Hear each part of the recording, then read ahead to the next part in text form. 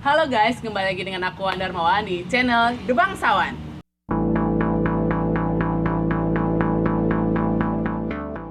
Oke, pada kali ini aku ditemani lagi nih sama kakak-kakakku tercinta, kakak yang paling cantik. Langsung aja ya teman-teman, kalian langsung penasaran kan ya ini namanya siapa aja nih? Langsung aja sih mangga kak perkenalan. Halo, nama aku Alifa. Kalian bisa panggil Alifa aja. Alifa aja. Atau biasanya aku di sekolah dipanggilnya Cici ya. Cici, aku juga main Kak Cici, padahal double. Mangga kak, lanjut. Halo guys, nama aku Fatima Zara. Kalian bisa panggil Fatimah. Kak Fatimah tuh kayak lagu itu nggak sih? Apa logo? Itu tuh yang Nabi Muhammad, bukan ya? Bukan, itu Aisyah. Udah. Oke, sekarang masih tentang pendidikan nih guys. Tapi sebelum lanjut ke pendidikannya, ke materinya, ke kontennya, kita harus tahu dulu nih mereka nih sekolah di mana sih ya guys ya? Mangga kak, sekolah di mana nih Kak Cici? Aku sekolah di Akademi Analis Kesehatan Anasir di Cirebon ini, jurusan Analis Kesehatan. Kalau kakaknya? Kalau aku kuliahnya di Universitas Negeri Yogyakarta atau bisa dibilang UNY. IKIP Jogja ya? Di Terus, jurusan apa kak? Fakultasnya teknik, jurusannya kejuruan. Pokoknya ntar Teknik kejuruan. ya, Ngajar di KSMK gitu Kak? bisa kalau ya, bisa bisa. jadi guru. Oke, gitu. Sekarang kan ini bertolak belakang banget nih ya guys ya. Ada dari teknik sama kesehatan. Aduh. Pertama Wan pengen ngulik Kak Cici dulu nih. Kalau di kesehatan apa tadi tuh? Analis kesehatan tuh gimana sih? Analis kesehatan itu kita itu belajar menganalisis sesuatu dari darah, dari bakteri, dari virus, juga alat-alatnya gitu. Kan sekarang itu lagi musimnya nih ya virus corona. Itu sebenarnya tenaga medis yang paling terdepan selain dokter itu analis kesehatan, atau bisa zaman sekarang ini nyebutnya ATLM, ahli tenaga laboratorium medik gitu. Jadi bisa kayak mendeteksi gitu, cari-cari Iya, gitu. kayak gitu. Terus pengalamannya selain tadi udah ngapain aja sih Kak di analisis kesehatan? Aku kemarin baru loh belajar mikroskop yang monokuler sama binokuler. Apa bedanya tuh? Kalau yang monokuler itu satu apa ya namanya? Lensa. Satu lensa ya itu. Terus yang binokuler itu dua lensa. Itu cukup sulit loh teman-teman kalau misalnya kita di SMA dulu kan cuma ada satu lensa ya. Satu lensa kan kita ngelihat cuma satu titik. Kalau ada dua, otomatis mata kita kan harusnya satu titik lagi. Karena gimana ya, mata ada dua. Kalau ngelihat bayangan harus ada satu. Jadi itu tuh harus benar-benar fokus. Yang namanya menentukan lapak pandang itu susah banget dan perlu pelajaran terus-terusan. Kayaknya gitu praktek ya Kak ya, ya, harus banyak prakteknya kayak gitu. Oke, lanjut nih. Sekarang perkenalan prodinya. Gimana Kak dari teknik kejuruan? Ya, jadi gini guys, banyak dari kalian pasti ngira aku tuh dari IPA.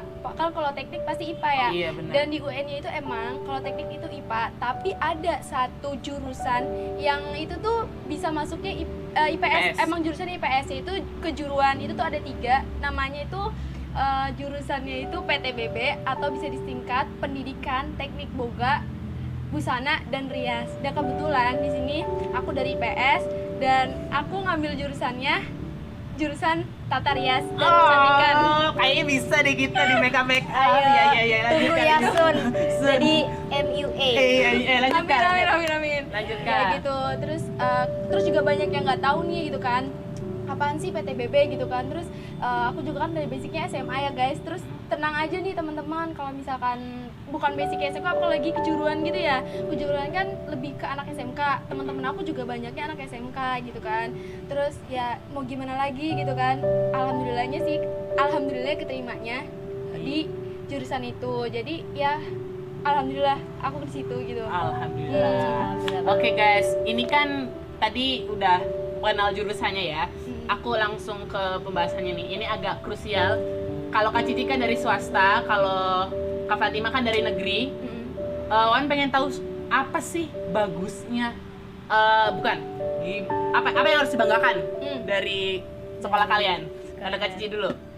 Kalau dari swasta ya kan orang-orang banyak banget yang underestimate kalau betul. Sekolah swasta itu kayaknya kurang bagus lah kayak gitu. ya mungkin bagi seseorang yang punya ambisi lebih tinggi daripada aku nih ya, itu pasti bakal gengsi lah masuk di sekolah swasta, itu gengsi banget lah gitu. Tapi bukan kayak gitu, apa ya, aku tuh merasa bangga lah. Karena apa, kalau termasuknya tuh aku tuh ahli gitu, ahli tenaga, yang orang tuh nggak semua orang tuh bisa belajar di tenaga kesehatan yang ini kayak gitu. Ilmu kesehatan itu kan tanda kutip mahal ya teman-teman. Iya, jadi aku cukup bangga lah sekolah di swasta kayak gitu. Jadi nggak ada ya perbedaan, maksudnya swasta mungkin ada kekurangannya tapi ada kelebihannya juga. Iya gitu betul kan. kayak gitu. Terus kalau yang negeri nih, Oh jangan ditanya ya, kalian pasti banyak pengen negeri. Pertama ya, negeri itu murah biayanya. Misalkan kayak, mohon maaf, kalau swasta mungkin untuk uang UKT itu biasanya kisaran sampai 10 juta. Tapi kalau negeri itu setengahnya gitu loh. Iya. Terus kedua, di sana kalau di negeri nih, teman-teman, banyak beasiswanya, banyak banget. Kalian pinter-pinter nyari sendiri gitu, karena informasi di kuliah itu tuh gak kayak di SMA ya, informasi itu dikasih tahu, tapi kitanya yang Harus mandiri, kita yang aktif. nyari tahu ya. Iya. Udah gitu. Terus ketiga, mungkin apa ya, link dari alumninya juga itu banyak. Terus dosen-dosennya juga biasanya itu tuh dosen-dosennya apa ya, bagus. Terus abis itu lingkungannya juga ya, lingkungannya teman-temannya pasti itu pinter-pinter sih kebanyakan kalau negeri ya. Apalagi, walaupun itu bukan walaupun ya UN-nya gitu, seorang UN-nya gitu, bukan seorangnya, bukan yang Seonggok. bukan yang klaster pertama ITB atau yang lainnya. UN-nya aja menurut aku kira-kira itu lingkungan itu bagus sih. Berbicara mengenai lingkungan nih, jadi keinget langsung ke biaya hidup nih. Kalau Kak Cici kan mungkin tinggalnya di Cirebon ya, Ya, terus gitu. kalau Kak Fatima kan di UN-nya nih, apa bedanya nih? Bedanya, kalau Kak Cici gimana? Kalau aku di sini karena aku sekolah deket ya sama rumah, jadi seminggu sekali pulang, ada asrama. Ini nih bagusnya kampus aku lah gitu ya, di analis kesehatan itu. Kita itu nggak cuma belajar dunia loh, jadi ada akhiratnya juga. Kan sekarang itu, mohon maaf ya, nggak iniin kalian gitu.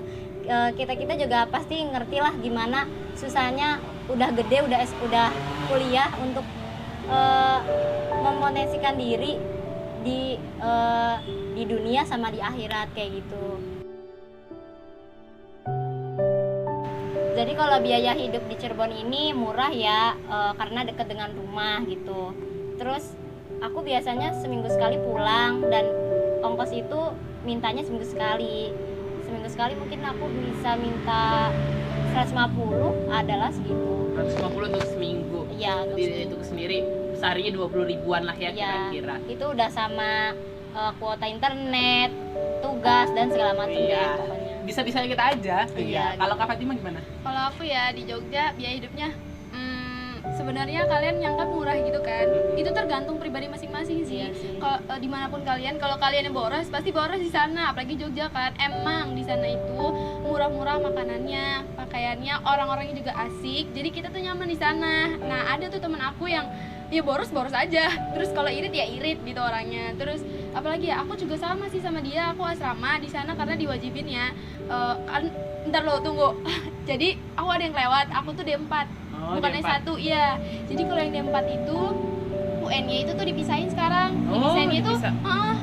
kita tuh dipindah ke Jogjanya itu Jogja Wates namanya. Jadi kita di situ, dan 1 tahun itu wajib asrama guys gitu. Dan Jadi nggak di kampus UNY yang pusat.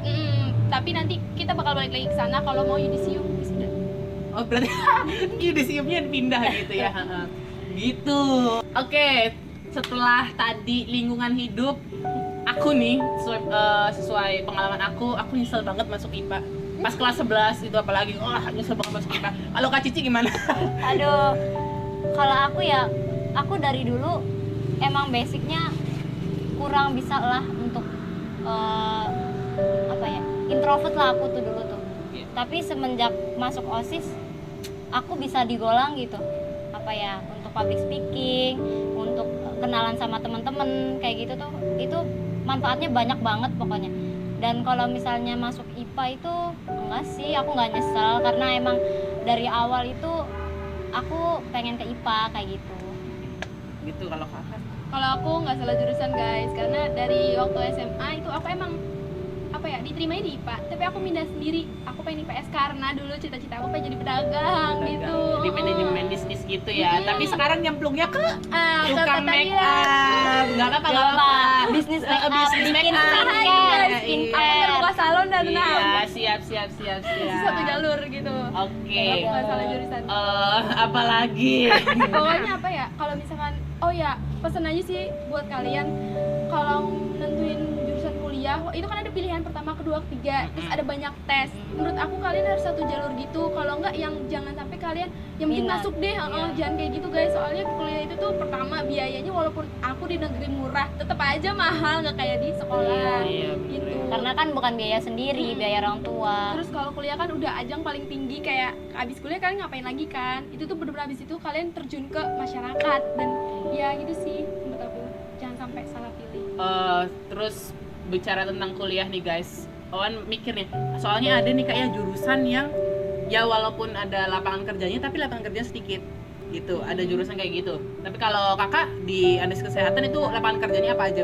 Jadi lapangan kerja di analis kesehatan itu banyak guys, nggak cuma kita kerja di labnya doang. Kita itu sebenarnya kalau mau gimana ya, sesuai tingkatan aja lah.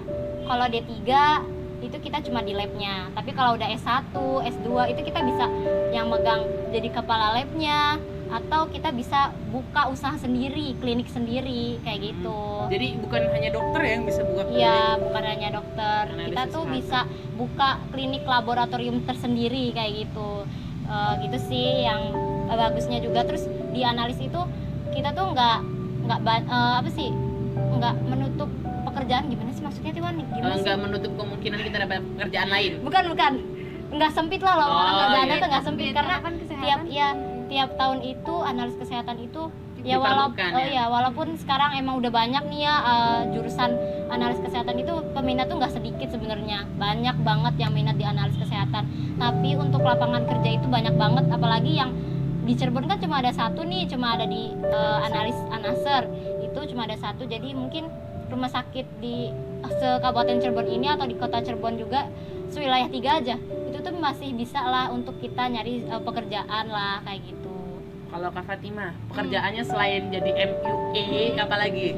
banyak di sana kan pelajarinya bukan hanya tentang make up ya, Rias Mayit. perawatan juga cuy. Oh iya. Dari ujung rambut sampai sampai ujung ujung kaki. kaki. Gitu. Terus ya jadi emang kita tuh dituntut jadi tenaga profesional kan gitu kan, dituntut jadi tenaga profesional. Apalagi kan MUA sekarang itu banyak banget pokoknya, yang penting kita asas skill kita aja Iya, gitu kan. benar. Terus punya preferensi beda-beda, kayak orang ini sukanya makeup model kayak gini nih, jadi jangan takut mati gaya deh pokoknya. Yang penting terus diasah kemampuan. Sama kalau misalkan emang kita nggak berminat di tenaga profesional itu, kita juga bisa buka usaha. Apalagi kan ini aku D4 ya, dituntut itu praktek dan itu ada pelajaran juga yang untuk kita tuh jadi pengusaha. Jadi nanti di akhir itu ada tugas akhir, bukan skripsi ya. Makanya D4 kalau aku tugas akhir. Terus Aku nanti juga bukan skripsi. kita dimagangin di tempat yang kayak di perfilman boleh, di pertivian boleh, mau di mana, mau di ini kayak salon-salon spa gitu juga boleh. Jadi kayak bener-bener mungkin awal-awal kayak nggak punya uang gitu untuk jadi modal usaha, kita jadi pegawai dulu deh gitu kan. Iya. Terus nanti kelanjutnya next baru bisa jadi pengusaha gitu deh.